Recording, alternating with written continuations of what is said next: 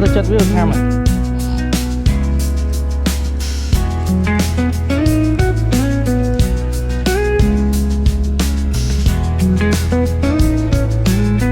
Khám này nè. Nữ ơi, có chó à? Dạ rúa cho bà. Tiền lắm á.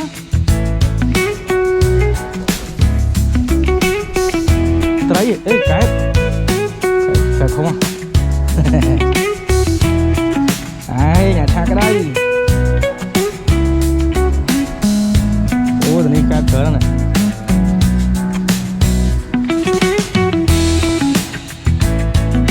Cái này nhọt khướng riêng đôi bằng ai chứ.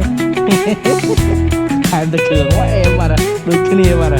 Nè mở riêng đôi cái bao này nè. Ui, thổ vào phố này. Nhẹ sạch nói mới. Ôi dô. Thật bồi.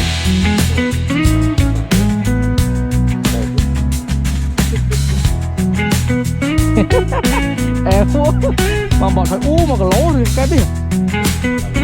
Nhà mùi khám. Thấy muốn rồi. Một xe mà màn quay buồn quá này con này.